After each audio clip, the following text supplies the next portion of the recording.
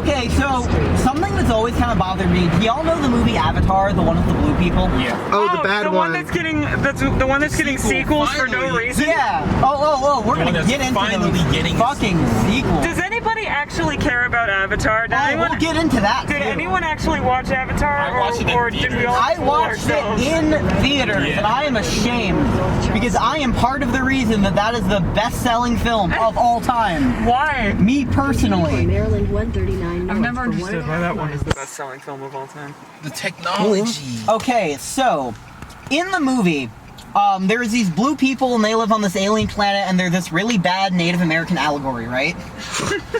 And they ride these giant magic like CGI birds. So when one of their warriors like goes on a bird, it's like a personal spiritual thing, right? They are bonded to their warrior bird for life. Mm-hmm. But to get their bird, they have to break its will. So it first learns to accept them and then they bond. Wait, right? really? I never saw this movie. That's fucked up. So, do you know how they break their will? No, please There's tell. this weird cord on the back of the Avatar's head that they shove into the bird.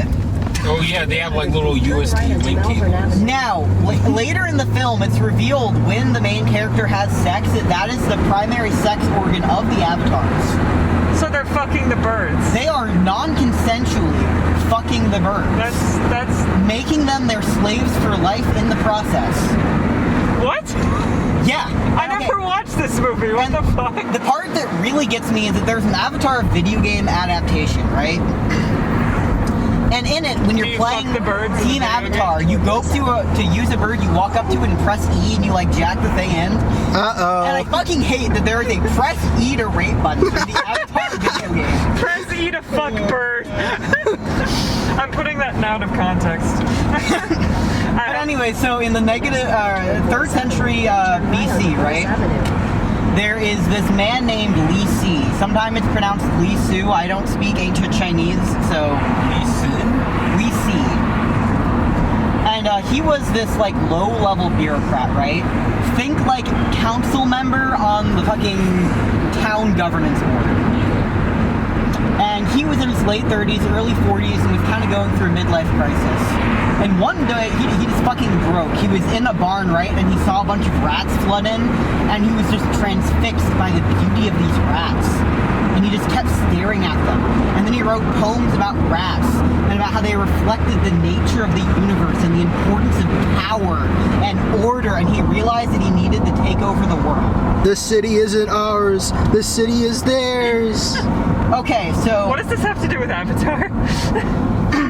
the way he starts about this, right? Because to go into politics at this point in China, you need to have a background in philosophy. It's kind of weird. It was like the Greeks where like philosophy and academics weren't separated subjects yet.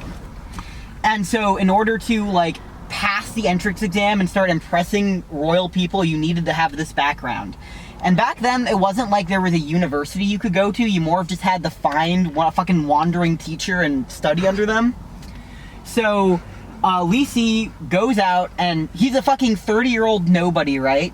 He goes to the greatest Confucian scholar in the lands, and he's like, you've got some spunk, man. I'm for this. Cool. So most of the people training under this elite Confucian guy, I think his name is Zheng Zhao, but don't quote me on it, is that most of his students are like rich 19-year-old fucking princes and shit. I don't drive. It's okay. The car drives automatically. Dude, this is nice Tesla, by the way. Thank you. Did you get it directly from Elon? Yeah, we're friends. Nice. Oh yeah, could he Tell get... him to cool down a little bit. No, it's all part of the plan. But It's all part of the world domination. so Li Si and these like fucking 19-year-old kids are all sitting around studying Confucianism, right? And the importance of like obedience to the natural order and law and respect for authority. And Li Si's like, okay, what if we just like had fascism? What if there was like an almighty emperor ruler, like me for example, right? And everyone just had to do everything they say, and it was expected that they treat their advisors like shit because they need to be strong and dominant. And Zheng Zhao went, I don't think you're really getting this whole philosophy thing. Turn left onto the ramp to I-83. No, Not to interrupt, but I put the phrase, "Are you telling me there's a press E to fuck bird" button in my chat, and one of my friends just texted back, "Where is it?" Tell them the Avatar video game. I said, "Why do you want that?" And he just texted me back, "You don't know me." Okay, I'm trading. I'm just asking questions, buddy. Okay. Lee C. So, this one guy, however, Han Fei, he's one of the 19-year-old rich kids, right? He's like, dude, Lee C, God, you're Christ. based. Uh-oh, not based. Let's work on dictatorship together. So they hang out instead of going out and drinking with their friends at night. They sit down and craft this philosophy of legalism, right? Hundreds and hundreds of like papers, Alexander Hamilton style, right? Pediatrics. Special T care. Beast and Yankee. So nobody cares about this. The professor goes, your philosophy is stupid. None of the royals want to read this dictatorship masturbatory fan fiction. Well, So- maybe they weren't cool enough. No, they were not. Maybe they Lee just C weren't does not sound like a fun person to hang out with. He sounds kind of unhinged, to be honest. like you. Yeah, oh, but fuck you. Alright, so Han Fei is like 20, so he's like, oh no, my world-changing philosophy didn't work out. But Lee C's going through like his midlife crisis, right? And so he goes, fuck this, I'm leaving, and he runs away and leaves the known world. So he goes to this like Mongoloid tribe outside of the borders of China called the Qin, right? And the most notable thing at the Qin this time is that their king is 13. Oh, man. Good for the So king. Never a good sign. Lee C goes to this 13-year-old kid and is like, dictatorship, bloodshed, fucking kill everyone. 13-year-old's like, yo, you're based. And so he makes him an assistant to one of his advisors, right? 13-year-olds. Lee C poisons the advisor and then becomes second in command of the entire kingdom. And then Lee C's like, hey, you know, what if you just built a giant military and started conquering all of China? And so they started doing that. So they're slowly moving west or east throughout China and conquering. And again, at this point, China, like, so an interesting thing about China, they thought of themselves as like the enlightened center of the world, right? Yeah. There were the Chinese provinces, and outside of that, there were tribes and barbarians. Part of the reason that China never explored and colonized the world, even though they were technologically ready to way before Europe, is that they had no desire because everyone out there was clearly scientifically inferior to them. So all of a sudden, this like inferior tribe is conquering the entirety of fucking China. And then they start conquering the kingdom that Han Fei is from. And so Han Fei comes to the emperor and performs a slam poetry essay about why you shouldn't kill all of my people. And the king goes, hey, you have a point. And Lee C goes, no, he doesn't. You're 13 and you're my bitch. And he goes, oh, okay, so I guess it's time to put Han Fei in prison. I think you're 14 and you're an idiot. Look at your life. Look at your choices. And again, Han Fei was the only person who stood up for Lee C's like weird dictatorship legalist philosophy, right? He is like Lee C's only friend. Lee C has just thrown him into prison. So Han Fei writes a letter to the emperor begging him to release him, and the king reads it and goes, darn, you're right, release Han Fei. But before this, because Lee C intercepts the letter, Lee C goes to the prison and tells Han Fei, look man, as your friend, this king is fucking ruthless, and what he's gonna do is torture the shit out of you. He's gonna like cut out your eyeballs and shove them out your butthole, and then he's gonna slowly peel off all your skin. But if you killed yourself, so he gives him poison, and Han Fei drinks it and kills himself. Alright, so now with nobody in his way, Lee C and Emperor Qin take over all of China. What does this have to do with Avatar? So, what do you guys know about Avatar?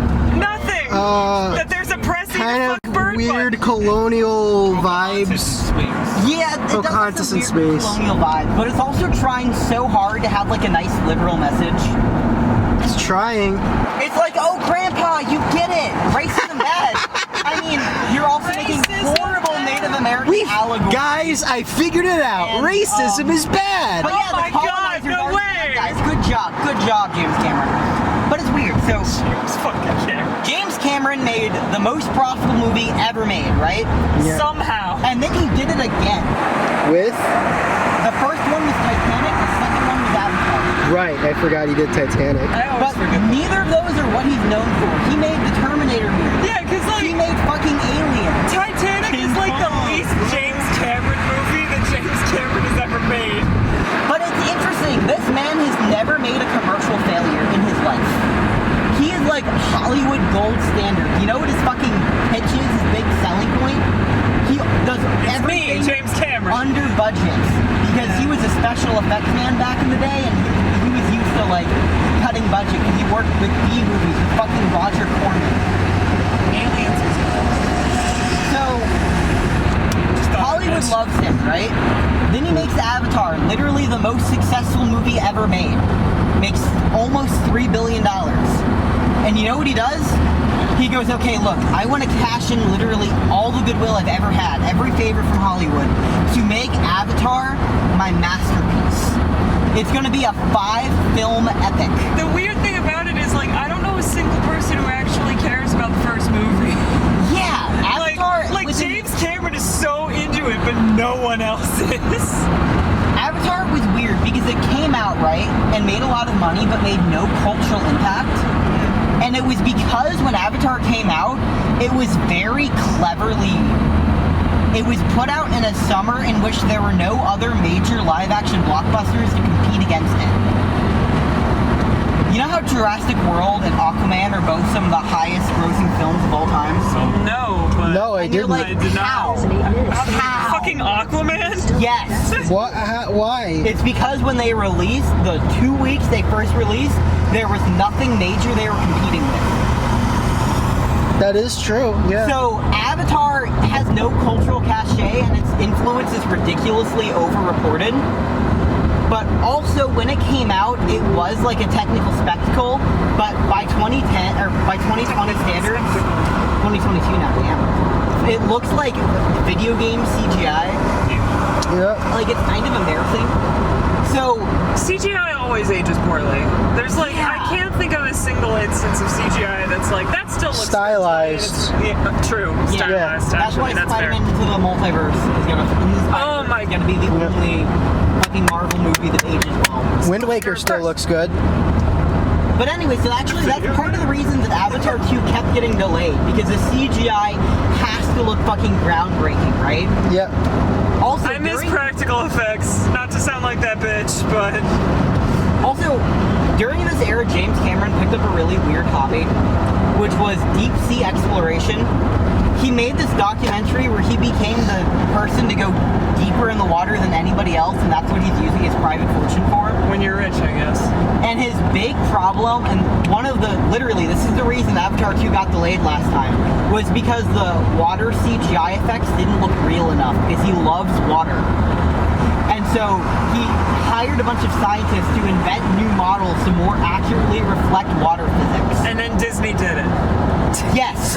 And then, have you seen the name of the new Avatar movie? It's Avatar 2, The Way of Water. I think you're thinking I care way more about the Avatar movies than I actually do. Listen, this is so fucking bizarre, right? Yeah, it's weird. That's why I don't pay attention to But it. also, by the end of 2020, there are going to be by the end of the 2020s, there are going to be 5 Avatar movies. That's weird. It's just weird. okay.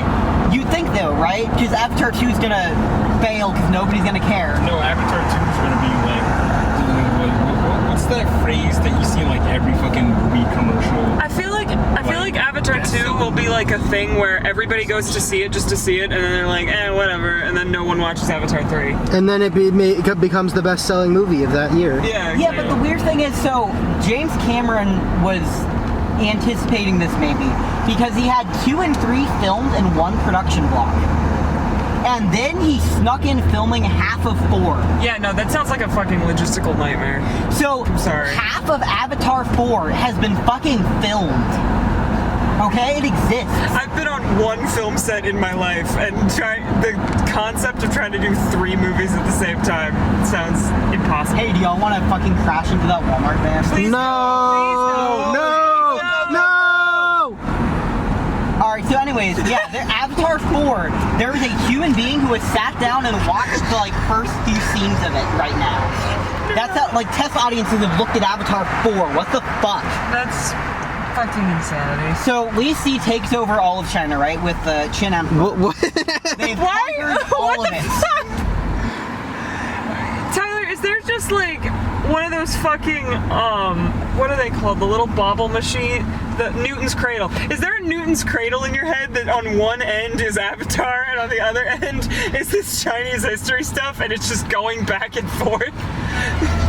There's gonna be like a connection at the end. It's gonna be very rewarding if you pay attention. All right, so oh no, there's fucking not one.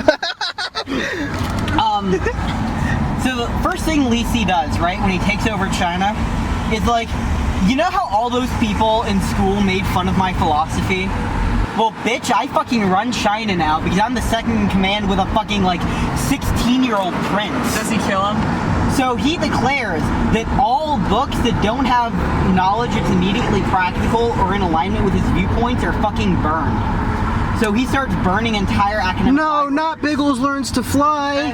I genuinely hate hearing stories about like. So then scholars books are like, being bro, burned. stop this. And he's like, okay, every single person who's ever disagreed with me, bury them alive. Okay, there it is. Burn them No. alive. And so No. he fucking does. No. So meantime, Emperor Qin, right? Why is that your reaction of burning alive? Like, I mean, buried alive is like a nightmare for me, and I was still reacting to that. An assassination attempt almost succeeded on the Emperor's life, and he had you're like an gonna hate existential something I talk about crisis today. because he realized he could die. And he also realized that when he died, in the afterlife, because he's killed so many innocent women and children, that there's gonna be souls coming after him in the afterlife.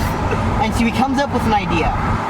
He's gonna build a giant underground city that they're gonna put his body behind, and they're gonna build spiritual guardians. So there's an entire... is that where the terracotta army? There's gonna be an entire terracotta army to defend his soul. So... the descriptions of this place are fucking mythic. Like, a giant map is his kingdom, entire lakes of Mercury, this place the size of a city. He has his workers build it, and then he doesn't want anyone knowing the secrets so they can, like, help the afterlife ghosts. And so he seals the temple so they all starve to death inside of it. Why are rich people like this? But then, like, they know, because now when he dies, they're gonna go after him. Well, feel then like- he realizes that this entire project didn't need to happen because he's just not gonna die. I feel like this is where Jeff Bezos is gonna end up. Yeah, right? Just So what he does, and again, you gotta understand, this man is this is the first person to ever rule the known world in recorded human history. Like, this is fucking massive, the size of this empire. This predates Rome by far. This predates Alexander the Great. Weird shit. This is what we call in the lecture business not true. Li Si is not older than Alexander the Great. For context, Li Si was chancellor from 246 to 208 BC. Alright. Anyways, so, did you just say weird champ? weird shit. He realizes that we lost the city, so he buried it and everyone who knew where it was, right? So we thought it it's didn't like El exist. Dorado. We thought it didn't exist because the like descriptions of it were fucking absurd and mythic until one day a farmer was like digging and accidentally fell into it, and he fell down and looked around and thousands of fucking terracotta soldiers were staring at That's him. terrifying. That's like the worst shit. That's the worst. He fell into the fucking back rooms. I really hope he was like just another fucking Tuesday. But anyways, the emperor was like, we didn't need to even do this because I'm just not gonna die. No, never so mind, he guys. hires an alchemist to teach him how to live forever, and he prescribes mercury. Yeah, So he that's drinks how you- liquid mercury. Uh-oh. You know, you can do that, but only once. So it starts deteriorating his mental health, right? Meanwhile, Li Si is running the entire kingdom. He is working on his pet project called inventing the Chinese language that's still used today. Good for him. He's working on his pet project of designing the Great Wall of China. I love how 16-year-olds will just go off on shit like this. Like, have you ever read a fan fiction written by a 16-year-old with something deeply wrong with her? Because they'll write fucking epics. Have Like, you met a 16-year-old without something deeply wrong with her? no, exactly. But like, this is what I'm talking about. 16-year-old just casually inventing the Chinese language. No, that was the 30-year-old. Yeah, that's Oh, that's the 30 16-year-old is fucking drinking mercury. Yeah. Going insane. By the way, the 16-year-old's probably in his like mid-20s, early 30s now. He's getting older. Oh, okay. He's still well, drinking mercury? Yes. Okay. Well, then he never aged past 16. Yeah, it worked. But he's alive. He's running China right now. Oh my god. So, anyways, Li Si fucking invents the like standardized weight system, language system, and law system that literally are the roots for modern language today. It's crazy. But anyway, so the king realizes that mercury isn't working, but he thinks it's okay because there's a magical land to the far east that has the elixir of life, he decides. And so he hires the Royal Navy to go on an expedition to fucking Japan to get the elixir of life. Oh, and here's the catch. If you don't come back with the elixir of life, I'll fucking kill all of you.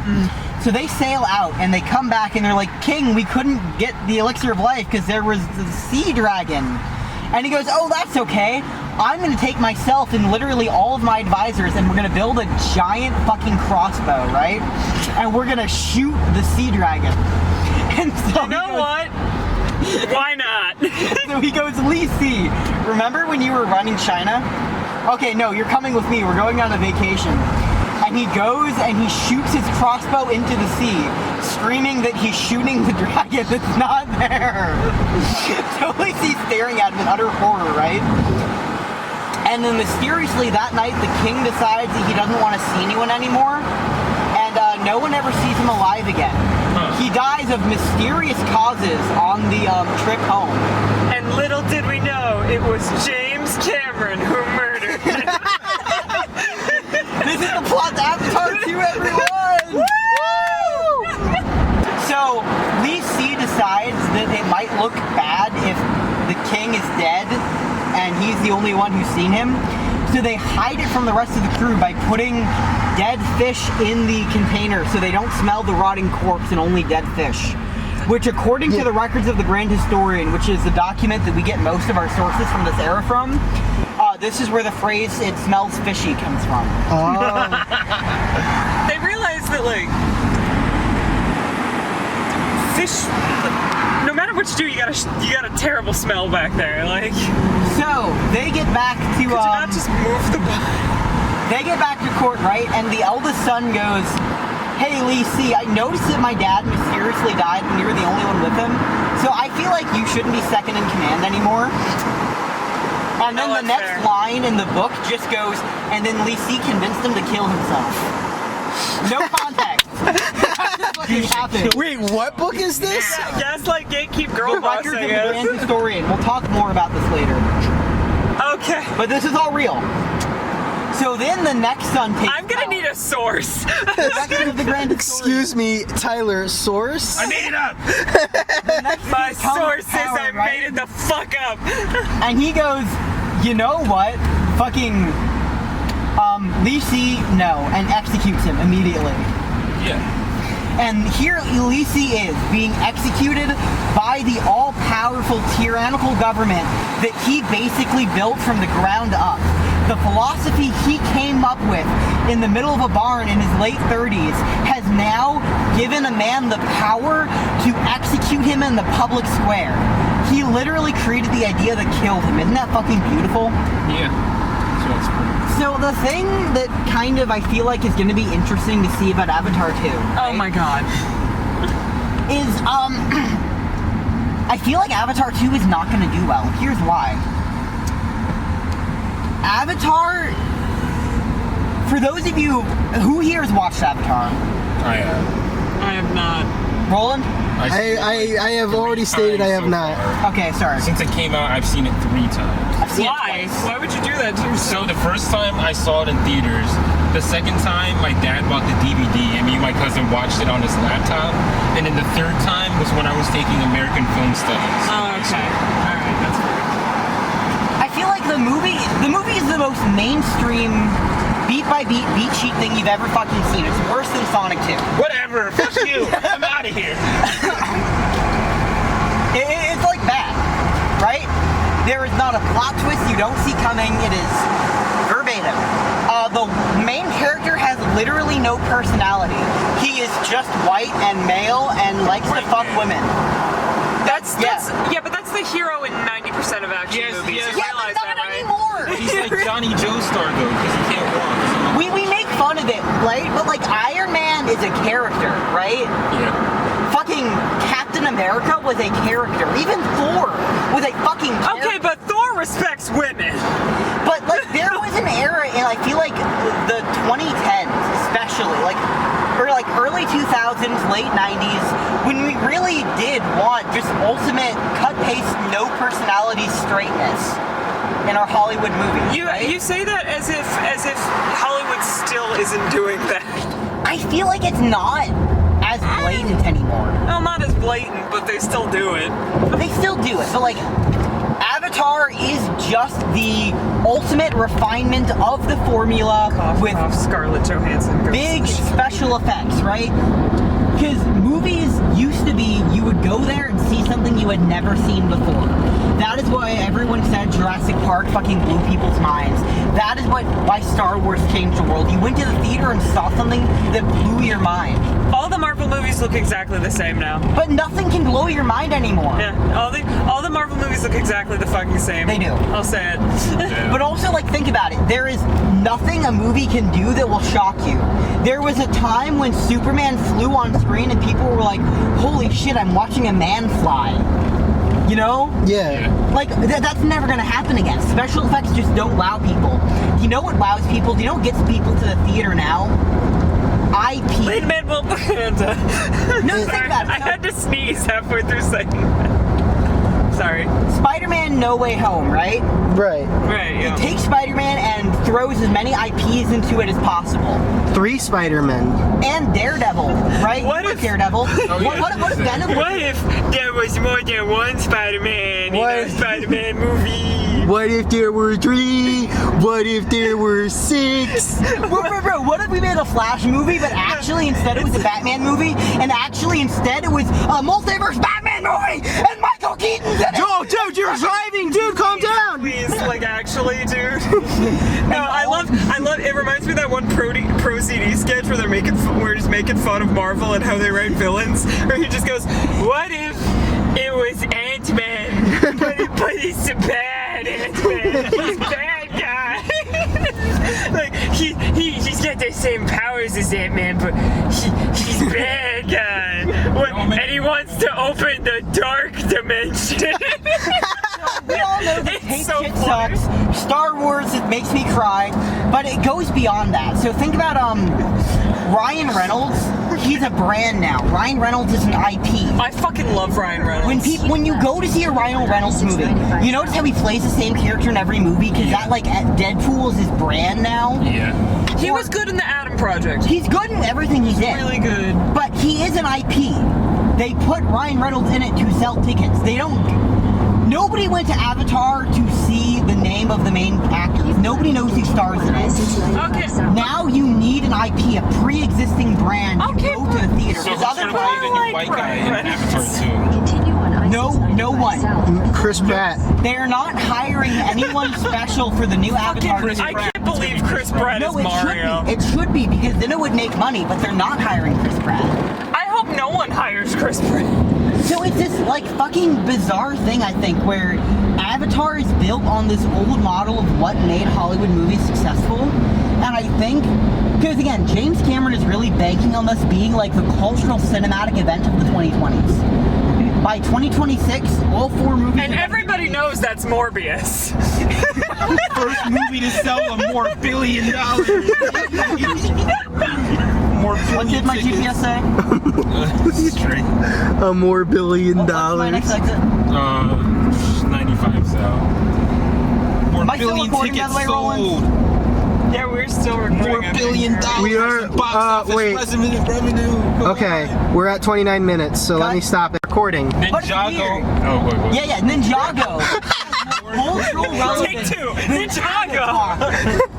Ninjago does have more cultural relevance You know than what has Avatar. more- well, you know- no, because Avatar's cultural relevance is that it made infinity $1 billion. You know what has more cultural relevance than Avatar? The fucking Barbie movies. Yeah, Yo, that that's- Barbie movie, I can't wait for Barbie it to come movies out, fuck. bro. No, with the not live the Barbie movie. I Not know, but the. all the other ones too, yeah. Barbie movies. I literally just wrote a 7-page essay on Barbie movies. Yeah. What are you doing? My film history class professor let me do it. Okay. I was like, can I write my final paper on feminism in Barbie movies? And he went, yes. Hell yeah. And I said, okay, and I wrote 7.5 pages. As you can see in this Barbie movie, all the male actors are faceless, and the 2 female Barbie characters are the ones that do Becky, everything. Barbie lecture, quick, Minnie, go. Fuck. Aren't we doing an Avatar/Chinese history lecture already? We can throw another one in. Okay, That's all fine, good. fine. Barbie movie Yeah, lecture. IP. That's how we're gonna sell lectures on the fucking internet. I could do a Barbie movie lecture in 30 seconds. Here we go. Barbie's cool and feminist as hell, and men suck. There you go. Hell yeah! He's 69. It's a Keter class anomaly. It's sex. No, I actually. Keter class. Wait, how is sex Would you wanna have Keter? sex Because you with can't Barbie? stop people Yes. from having sex, Roland. Yes, you can. No, you can't. The SCP Are you Foundation kidding? is Have you powerless. seen Barbie and the Three Musketeers? Who wouldn't want to fuck Barbie? Me? I feel like getting You're a hit by coward. Barbie would be an experience. I'm just not interested, you know? You know what? That's Gay men, how about that? okay. Yeah. Barbie doesn't have like. Barbie transcends sexuality. Barbie is sex. I'm sorry, I'm not a Barbie sexual like you guys. Becky was nice enough to actually send me her Barbie essay, and in it she makes this really interesting point I just kind of want to share. And it's that when you think of Barbie, normally feminism is not the first word that crosses your mind, right? Barbie has a long history of, reinforcing negative body weight ideals of young women, and it's gotten a lot of critiques on that. So why are Barbie movies all cool and feminist? Well, Becky argues in the essay that, Hollywood films are often made for men by men with a male audience in mind, and Barbie movies being made for young women are for a female audience with a female viewership in mind, and they star female characters. So kind of just by the nature of being for women, starring women, they kind of are more feminist than most movies out there. But Barbie also tends to just have themes in their movies like, men being damsels in distresses and women going out there and achieving their dreams and doing whatever they want no matter what circumstance they have. A quote I really like is that Barbie shows young women they can do whatever they want while still wearing pink. Because she also never rejects your femininity but allows it to not limit her and what she can achieve. Lacey, right? Lacey? Right. Sorry. What are Lacey's thoughts on Barbie and the 12 Princesses? Hey, that movie fucks. I will not hear Barbie and the 12 Dancing Princesses slander in this car. So Lacey, right? So Lacey was like this power-obsessed maniac who literally believed he was ushering in the new era of humanity. Because again, from the Chinese perspective, China was the known world, right? Yeah. And he conquered all of it. For the first time, humanity had been united under one government. And he thought that, it was an end to war forever. This was going to be the empire that, never ended. So 6 months later, the empire fell, right? Right. Because it's this brutal tyranny. Use the right lane to take the I-95 south exit, then keep right at the fork to continue on exit 11B. And it got replaced by the Han Dynasty. And it's funny because the only records we have of the Qin Dynasty were recorded by the people who overthrew it. So as a result, every single person is painted as a terrible human being. Wait, is this the 5th bang can? No, I found that one Okay, already. sorry. Please continue. Oh yeah, there's 5 bank cans with messages for Roland hidden throughout the car. Don't worry about it. Yeah, I'm not looking for them right now. I'm trying to listen to Chinese Avatar history. Oh, it's a lecture on all kinds of Avatar, because this one's Avatar The Last Airbender. We're learning about the lore. It's full circle. But I do think it's funny that despite the fact that he overthrew the empire, the whole concept of China existing was Lacey, because before then it was just a collection of warring states, right? Modern Chinese language and systems all trace back to this one deeply mentally ill man. And legalism is still a dominant philosophy that's taught in Chinese schools. It's one of their main politics, right? And legalism is literally fascism. And I think it's interesting that this one man, nobody knows who Lacey is, by the way, because everyone remembers Emperor Qin is doing everything. Lacey only I was only able to figure him out because I started noticing that this man was doing a shit ton of things in the backgrounds of like Chinese papers I was reading. So I got the original source and was able to find a translation of it from the University of Tennessee. Does this car have AC? Yeah, 1 second. Hell yeah, thank you. I am like sweating and I dying. thought I was the only one. I am sweating and dying as we listen I've to been this turning mentally it ill on man. and off, but yeah, let's just keep it on. Okay, thank you. Sorry, what am I? Give me your Freon. You're talking about Lee C. Yeah, so like nobody knows who he is. And I think it's funny that the most powerful country on earth right now was deeply influenced by this one mentally ill fucking crazy ass Hitler fascist adjacent philosopher kid. Never underestimate the power of a deeply fucked up little man. Never. I'm a That was deeply the fucked Avatar up little lecture, man. everyone. Yay! Yo!